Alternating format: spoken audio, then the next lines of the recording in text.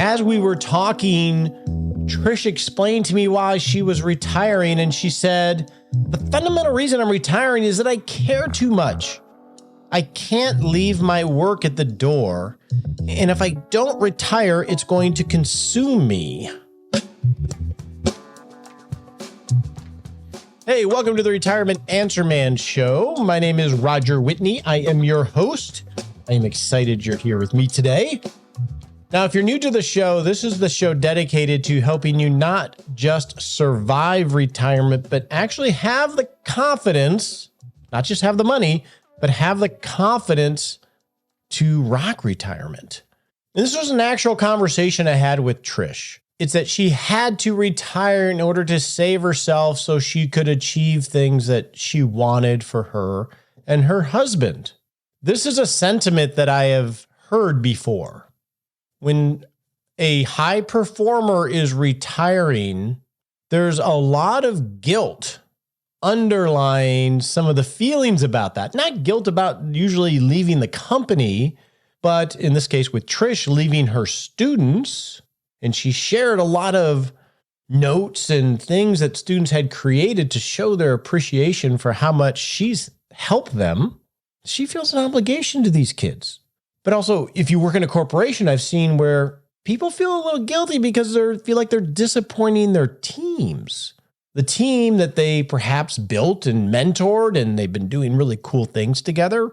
Retirement can feel like you're disappointing them, but you know that we can't compartmentalize work sometimes because we just care too much. It bleeds into the rest of our lives. So I wanted to share that because I think you're not alone if you're feeling that. It makes me think of another quote, and I believe it was Ray Dalio that said this, and I'm going to paraphrase because I don't recall the exact words, but essentially is if you have some important goals in business, and I think it's true for personal life too, inevitably you will have to not go around trying to please everybody. You're actually going to have to proactively disappoint other people in order to reach the things that are important to you. And we have a really hard time with that as humans. In fact, I know that from personal experience, but also from the 5 regrets of people at the end of life. I wish I would have lived a life true to myself, not what other people expected from me, is one of the top 5 regrets of people at the end of life. We feel an obligation to people. And you have maybe some concrete dreams about your future that you want to get going on outside of your full-time career. Or maybe you don't have concrete dreams about your future, but you know that this season is ending and you have to escape the pace of work that you're working at. That's a good reason to do it as well. A lot of times what can hold us back is not the money stuff. It's not the what will I do in retirement stuff. It's that, but these people need me. They depend on me. And I think that's what Trish was communicating. And that's okay to acknowledge, but she realized I have to. Because I have this other life that I have to start living. And it's okay that I disappoint people. They'll be okay. And she'll do it honorably, no doubt. So I just wanted to share that because I thought that was important. Now it is, what month is it? It is June, 5-week month. Really enjoyed the functional health series. We're going to have Dr. Du Bois on again and answer some questions. We got a lot of questions and thoughts that came in. We may do that a little later this month. I'll check with his schedule. But this month, the theme is going to be leaving a legacy. How do we go about leaving a legacy during our life and afterwards? So today we're going to talk about what a legacy is. Next week, we're going to talk about leaving a financial legacy. And then the week after, we're going to talk about leaving a non-financial legacy, because there is such a thing. And then on the 22nd, I think, of June, we're going to talk about creating your legacy strategy. And so we're just going to try to think through this in an organized way, which is critical and what we always try to do with these series. And then in the last week of this month, because it's a 5-week month, we're going to just dive into some listener questions. So I'm excited about this. So let's get started.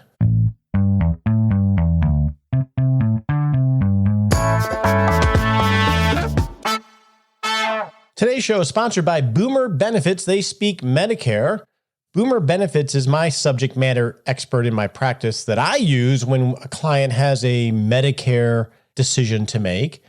And I suggest as you're building your plan that you check out Boomer Benefits as well. In fact, if you go to boomerbenefits.com/RAM, they have a free 6-day Medicare mini course where you can learn the basics on how to make your Medicare decision. So check out Boomer Benefits at boomerbenefits.com/RAM.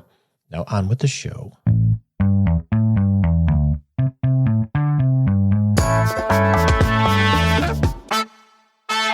When you hear the word legacy, what do you think of? What comes to your mind when you think of the legacy you're going to leave or someone else has left?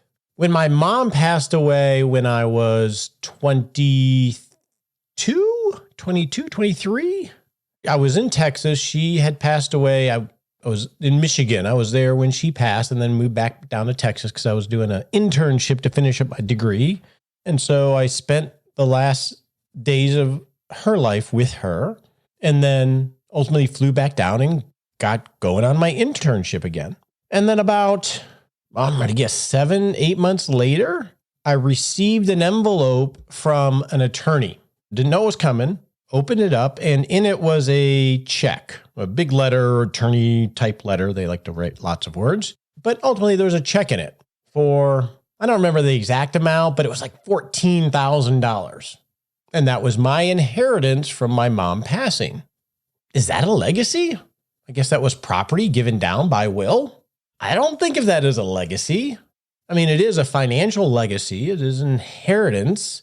And we're going to talk about financial legacies and how to leave those next week. I guess my point is when I think of legacy, I don't think of that as a legacy. I think of my memories of the active debates that we had in college when she would come up and visit me. I think of Christmas time. I think of lessons that she taught me. I think of her legacy for me. I guess at this point, the one I think about most is it helped me formulate this whole concept of, hey, let's not postpone life because we may pass.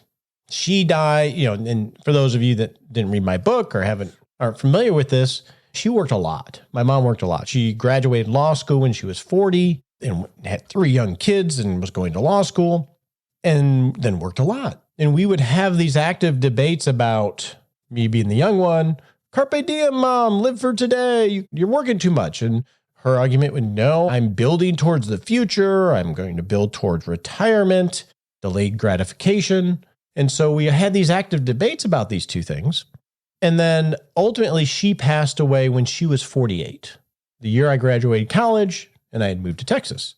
And so her legacy to me outside of the personal memories as I grew as a retirement planner has been, there is a balance between living well today and making sure you delay gratification so you can do things later in life. There's a balance between those two things. When I was a 22-year-old punk, it was all about living for today, and she was always about living for tomorrow, when really the answer for both of us was somewhere in between. And so her legacy lives through doing this podcast with you in the sense of I want to empower and encourage you to find a balance so we don't have regrets of unachieved dreams because we were living too far into the future, but we're not poor stewards because we're living too much in today. That's the biggest legacy, I guess, my mom I didn't think about that before we started recording this, but yeah, that's a legacy to me. The $14,000, I guess that's a legacy too. But what does legacy mean to you? In the Heritage Dictionary, money, property, given in will, handed down from an ancestor from the past. When you die, you will leave a legacy, won't you? You're going to leave financial legacy that will come most likely in a very sterile way, like the check from an attorney from my mom. That was sterile. There was no soul to that. It was a check. Or perhaps you'll leave a house and other mementos. I know when I pass, my daughter and my son will both get something from my grandfather that they learned stories about. One was his Purple Heart and the other was his journal as a tail gunner in a B-17 in World War II. And they learned about him via the stories and the mementos I have from him, and those will be something I pass along to them. Mementos. So you're going to have those things that will pass along. It's going to be some money and maybe some property and some mementos of things passed down, some lessons. That's a legacy that you're going to leave. Some direction that you maybe imparted on someone that helped their journey in life. That will be a legacy. A good example of that, what made me think of this is because I'm talking to this gentleman in a few days, is a son of a client I was helping in his path a little bit, just having conversations, really. He was in his mid-30s at the time, had a job, very successful, but really hadn't found his path and had these desires to go to South America, which his family has an origin there. He speaks Spanish, but he lived in the States. And in a meeting, actually a couple meetings, I encouraged him. If you think of that word encourage, that's basically transferring and helping someone build up their courage. I encouraged him to say, hey, dude, you're single. You don't have any children. There's opportunity there. This is your chance to go do something like that. And I encouraged him to lean into that a little bit and stop thinking about all the reasons not to. And long story short, he ended up moving to South America, found a great job, found his bride. They have twin children now. And he has mentioned to me that conversation, one in particular, that we had where he received and ingrained courage and expanded his horizons. You're going to do that for people. And that is a legacy. So legacy, we always think about the money, but as we think about what exactly is a legacy, I think we want to think about the financial fuel we can impart on people we care about to help them in their journey, help launch them in their journey, for sure. We want to think about mementos and stories that build that thread of humanity. And we want to think of memories. We want to think of experiences. We want to think of lessons that we were able to impart and direction that we were able to encourage others. That's legacy. So we're going to think through all these things. I'm not trying to get all wax philosophical here, but next week, we're going to talk about building a financial legacy, the money part of it, the tactical money part of it. Do I do a trust, charitable remainder trust? How do I, my gifting strategy, etc. We're going to talk about that stuff and think through it in an organized way so we know what tools are in that toolbox to consider. And then the week after, we're going to talk about this non-financial legacy part and how to bring soul to even the money. And then in the third week, like I had mentioned, we'll try to figure out how do you put together a framework for you to actually put together a strategy so you're intentional about it. All right. So today's just the lay of the land and some thoughts on what this word legacy means in the first place. You're happy to send in questions or thoughts on your journey. The earlier, the better, so I can incorporate them into the show at rogerwhitney.com/Ask Roger. And that way we can all learn from each other. With that, let's move on and answer some of your listener questions.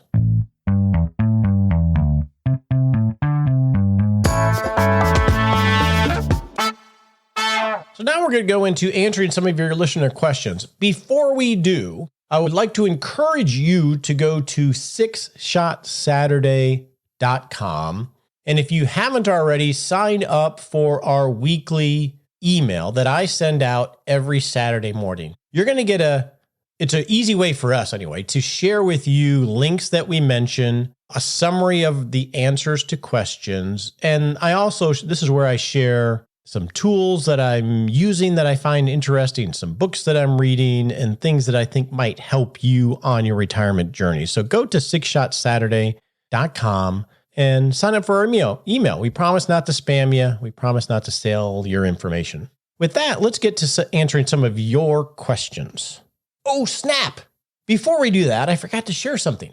This is a blog post, which I guess we'll put a link to in 6 Shot Saturday from the Daily Stoic. I came across this as I was doing some research for this series. So we'll put a link to it. And the blog post is called Legacy is Not for You. And I'm going to edit this as I read it. Marcus Aurelius works and memory lives on. So does Seneca's. These are Stoic philosophers. So do many great artists and inventors. That's great, right? For us, it doesn't do them much good. That's how this blog post starts off. I'm going to skip a paragraph or two. And this makes sense. Marcus Aurelius noted that he wouldn't be around to enjoy his fame after he died. And nobody will. Legacy, then, should be seen only as the incidental byproduct of a great life. If your art, your work, your organizations endure, if one of Camilla's songs still holds up 100 years from now, great. But that's extra. It's not for you at this point. It'll be everyone else's blessing, or in the case of a bad legacy, their curse.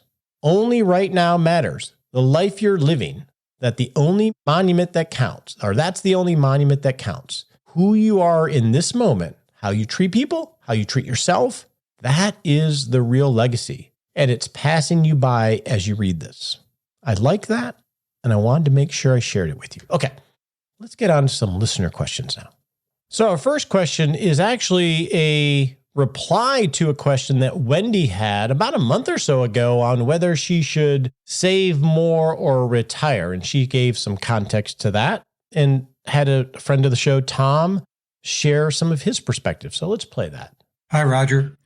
My name is Tom, and I'm responding to a question that Wendy gave to you on one of your podcasts. I'm 75, retired at age 69, and for me, I think I hit it about right. I really enjoyed what I was doing, so I think I hit it right for me. But for her question about whether to postpone doing some of the things that they want to do, traveling and whatever, I would say I would be very cautious about doing that, because you don't know what her health is going to come to be, and what her husband's, or even pandemics, and those kind of things could enter into the scene and throw your plans way off. So I would say enjoy the ride, continue to save for retirement, because you know you're going to need to do that. But certainly don't put off the things that make you happy as you go through life. And that's all I've got to say. Thanks. Bye-bye.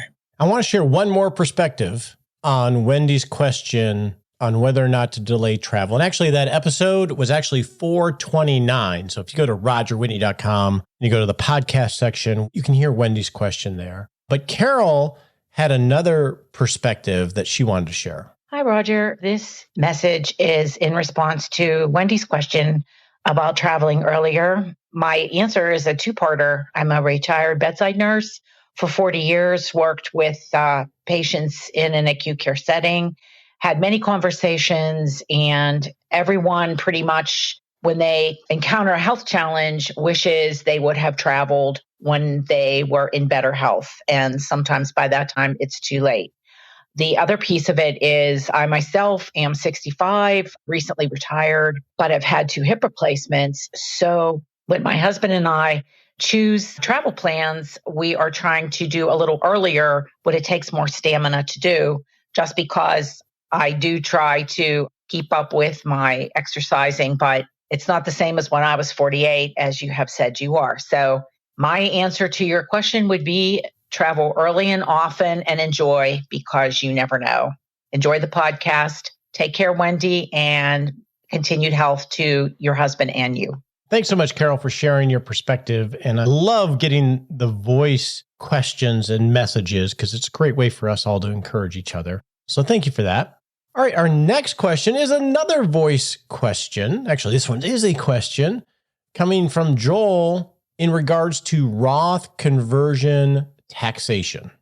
The question I have deals with Roth conversions. If I decide to convert $100,000 this year, and I do that in November or December when I see my tax situation, am I required to have paid estimated quarterly taxes of approximately $5,500 a quarter if I'm in a 22% bracket, or will I be hit with a underpayment penalty if I only pay the last quarter estimated taxes, period? Thank you very much. I enjoy your show, and this is just a question on Roth conversions that I've been thinking about a lot. Hey, Joel, that's a great question about if I do a Roth conversion, when should I pay the tax on that conversion to avoid late payment penalties on taxes? So our federal income tax system is a pay-as-you-go system. And all that means is that when you earn income or realize apparent income in the form of, say, a Roth conversion, that is when you owe the taxes. So if you aren't doing Roth conversions until late in the year, you don't actually owe taxes on that taxable event earlier in the year. So you don't have to spread it out over the period of time. You would have to, or it would be a good practice to pay the taxes, in this case, if you do a Roth conversion in the fourth quarter, via the quarterly tax payment structure that the IRS has set up. So as an example, quarterly taxes for any income that you've earned in the fourth quarter of a year are due January 15th of the next year. So if you did a Roth conversion in November of $100,000 of this year, then the quarterly tax payment would be due January 15th of 2023. The IRS form for tax withholding and estimated taxes is publication 505, and you can Google that. Now, there are a lot of safe harbors available that will protect you from late payment penalties, and they can be really difficult to calculate. What I do in my own practice, because I'm not worried about that level of detail and the late payment penalty, as long as I'm very close on my estimated taxes, is not material or significant, is if you know you're in the 22% bracket, you can do your estimated taxes, then you do a $100,000 Roth conversion, then you can pay the estimated 22% of $100,000 and then pay that using the coupon, publication 505. You can find all the resources there in order to avoid most, if not all, of those prepayment tax penalties. And they have a worksheet on that in publication 505 where you can work through estimating what your tax due would be. You can go to that or have your CPA do it if you're coordinating a Roth conversion with them. But the key point here, I think, Joel, is if you do your conversions in the fourth quarter, you just got to make sure you pay your estimated taxes that quarter. You don't have to worry about the first quarter of the year. So hopefully that helps you out. Our next question comes from Joe, not Joel, and it's regards to inflation and current versus future dollars. Joe says, hey, thanks for your podcast. I've been retired for 4 years and am still learning something that applies to me from each new podcast.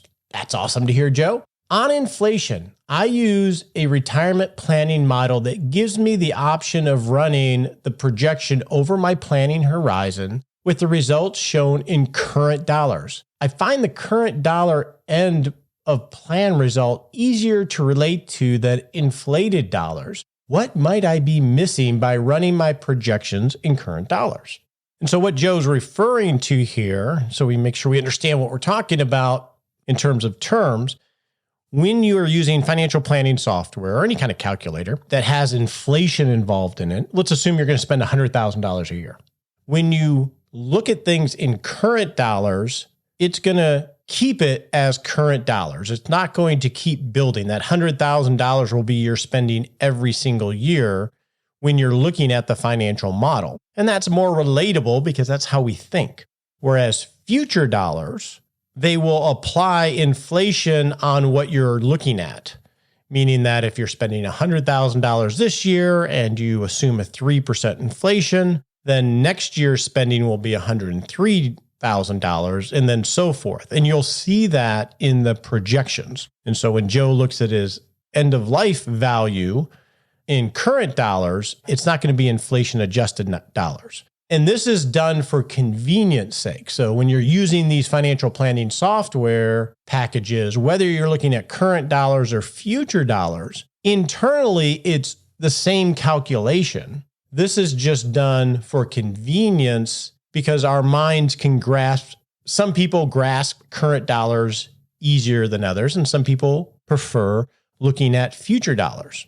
Which one is better? They both work the same. So I'm agnostic in terms of the results of financial planning software because it doesn't really matter because all the same calculations are happening. Probably some of what you might be missing by always looking at current dollars is psychologically preparing yourself for how much actual dollars you're going to need some date in the future. So for example, if we assume a 3% inflation rate, it would take 23 years for prices to double. So today, if you needed, let's say you're 60 and you needed $100,000 today, at age 83, you're really going to need $200,000 of actual dollars if we adjust for inflation.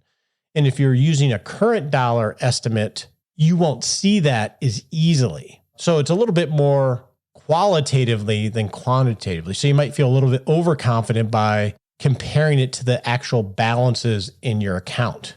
Whatever method you use, make sure that you are saving your inputs and rerunning your estimates in the future. And that's just part of the iterative process. So I don't think it really matters, Joe. It's a personal preference. I tend to use future dollars so we can see visually on our, whatever outputs the software gives us, we can see the impact of inflation, sort of drive home the fact that, hey, we can't just put it in a bank account and earn nothing because inflation's going to eat away at it. But either one works. I may have mentioned this on a podcast recently related to inflation, but I don't remember if I did or not. So I'm going to do it again. And I think it's still a good thing to think about, especially at this time of inflation. One reason we want to revisit all of these assumptions is, let's say we assume a 3% inflation rate. Well, you may be spending more than 3% right now over the year before on your gas or your electric or your fuel bill. I know in my vehicle, I drive a Grand Cherokee 2015, black on black. And filling it up, I don't fill up very often because I don't drive much. But last time I filled it up, it was like $60. And the other day I had to fill it up and it was $100.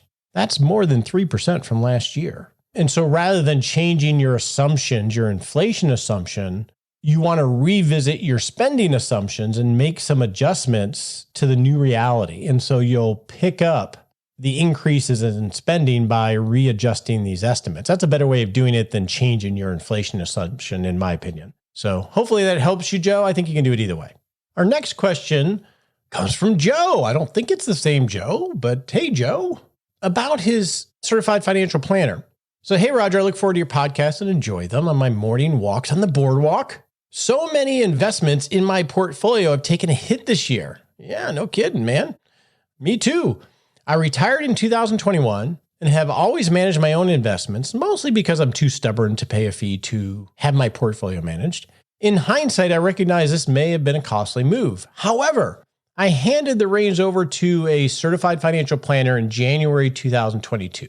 Perhaps I sound like a Monday morning quarterback, but is it unfair for me to think that the certified financial planner should be investigating alternative investment strategies this year? Maybe selling some stocks and bonds and buying some commodities and energy companies in lieu of just holding on. Thank you and best regards from New Jersey. I haven't really spent much time in New Jersey. I need to go do that. Maybe I'll go camp out at Andy Panko's house for a while. Good question, Joe. How much should you be expecting your, in this case, CFP, Certified Financial Planner, to be changing strategies due to market conditions? It really depends on what the expectations and the promise was of services when you started.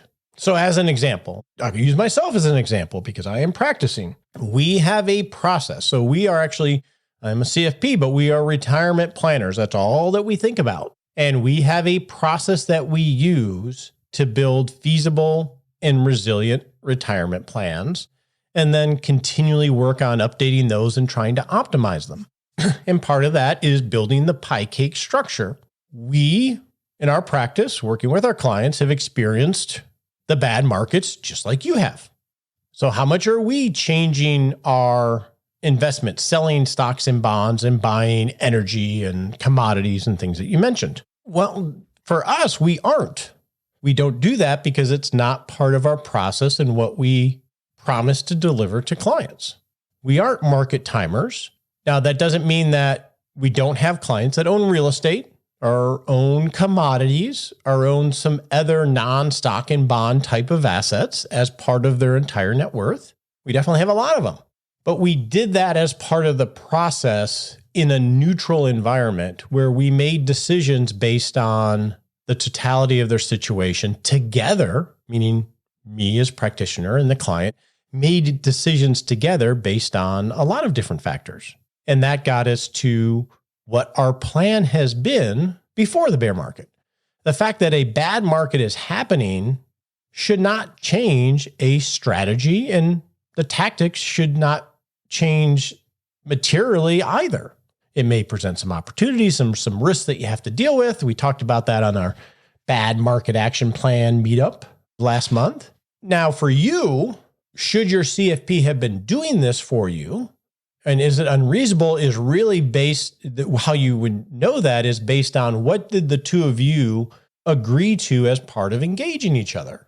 Was that part of the promise that they gave you? Their process included being more actively and tactically managed based on market conditions. If they're managing your assets and making those allocations decisions, what process did they have that you bought into at the first place? If they said, hey, we're going to try to look at leaning away from certain things and leaning towards other things based on market conditions and valuations, et cetera, and that's part of why you hired them and that's what they promised, then yeah, maybe there's an issue here because it's not matching what you're seeing. If they didn't, then that may be a different conversation where you have to decide, is that really what I want or not? And they can help explain why they don't, and you can decide whether they're still for you or not.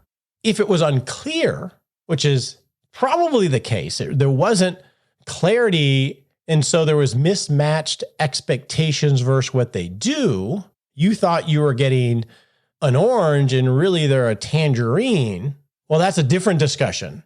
You realize, oh, wait a second, you're not what I thought you were, and we don't do what you thought we did.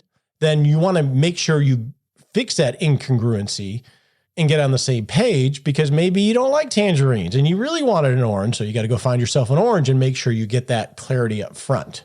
That is how I would think through this, Joe. What did you hire them for? And what did they say they were going to do? Are you both in agreement there? And are they doing what they said they were going to do? I'll go back to myself as an example. A prior iteration of myself as a retirement planner, we used to be more tactical than we are now. We used to have a portion of the portfolio where we would lean away from certain assets and lean towards other assets based on our views of valuations, markets, et cetera, economic cycles. We don't do that anymore. And our clients know we don't do that anymore. And so it's clear. So I think that would be how I would approach this, Joe, to determine, are they the right person for you? And are you the right person for them? Because that's how you're going to get the best bang for the money that you're spending working with this advisor. Okay, we're going to end our question and answer segment with a crazy question, his own words, from Jeff Eddy. It says, love the podcast. Thanks for the knowledge. Big fly fisherman and wondering where you stay in Colorado. In what river were you in to learn to fly fish? Told my wife today I want to go to stay in Colorado for a month when we retire. Jeff, we stay in Salida, Colorado, which is about 2.5 hours southwest of Denver. It's at the headwaters of the Arkansas River. So I learned to fly fish on the Arkansas River. I think they call it like a trophy river. I don't know all the terms. It's like you catch and release. And there are a lot of mountain lakes and other areas that you can fly fish. I've only done it once, Jeff. So we stayed in Salida. In fact, we're going to be in Salida for 6 weeks, starting roughly August 1st. So if you're in Salida in the area, ping me and let me know. We can have coffee or fly fish. But that's where we go. Salida, it's one of our favorite towns. We're going to build a house there as soon as people are available and prices aren't so crazy. So that's where we go, Jeff. And with that, let's go set a smart sprint. On your marks, get set.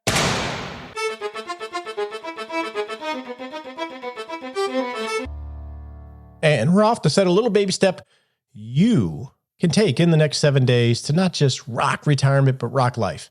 So in the next 7 days, I want you to just think a little bit about legacy and expand your thinking outside of money to think of what ways have you already built a legacy through memories and experiences and lessons that you've imparted. Just start to think in a broader sense about legacy. And next week, we'll start talking about the financial mechanics of money and legacy.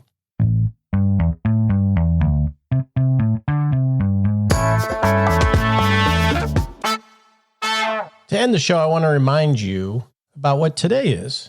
You know what today is? Today is the day. Go be the person you're meant to be.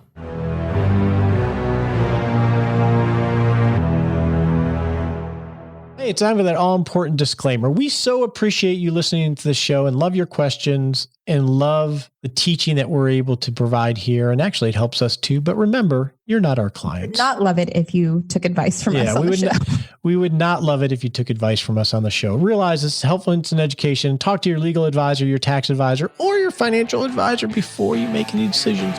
We appreciate you joining us today for this episode of Retirement Answer Man. Be sure to visit rogerwhitney.com/answers to access the Retirement Answer Library with over 30 checklists to help you make the most of the only life you have. Remember, you have more power than you realize to create an amazing life starting today with Retirement Answer Man. The opinions voiced in this material are for general information only and are not intended to provide specific advice or recommendations for any individual. All performance referenced is historical and no guarantee of future results. All indices are unmanaged and may not be invested into directly. Have a wonderful day.